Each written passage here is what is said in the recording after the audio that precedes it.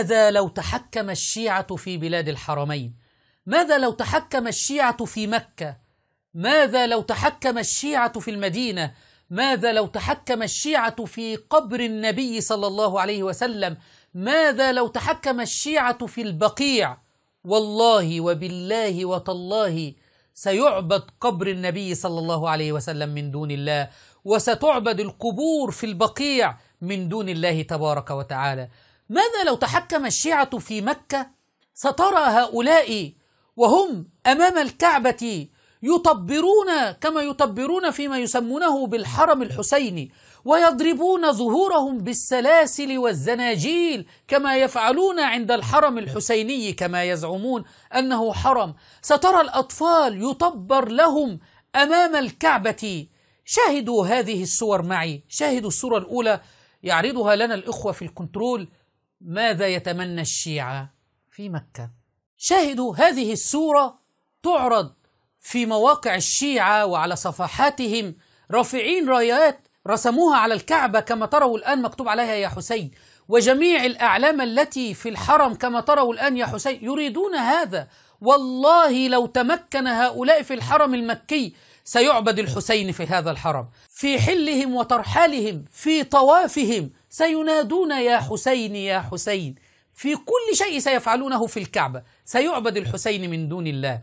الصورة الثانية التي سنراها معكم الآن، يرفعون رايات، أيضا رسموا رايات على الكعبة وأمام الكعبة مكتوب عليها يا لا ثارات الحسين، أي لا بد أن نثأر للحسين. يثأرون من من؟ من أهل السنة، لأنهم يزعمون أن أجدادنا هم من قتلوا الحسين. شاهدوا هذه الصورة، يا لا ثارات الحسين كما تروا الآن.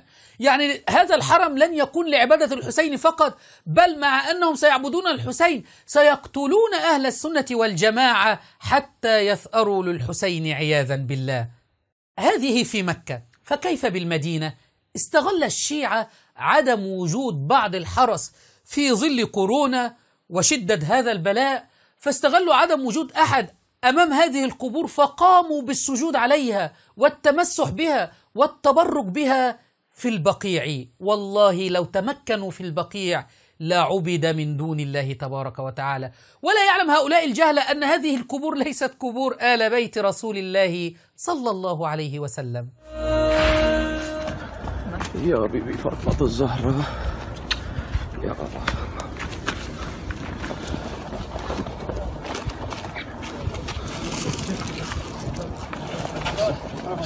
بسم الله بسم الله. بسم الله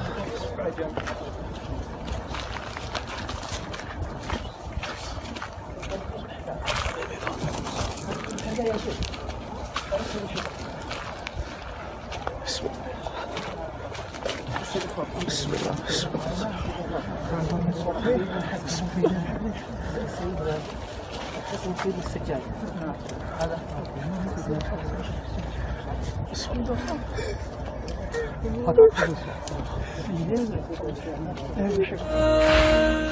الحمد لله الذي لم يجعل سلطانا لهؤلاء الشيعة على مكة أو المدينة.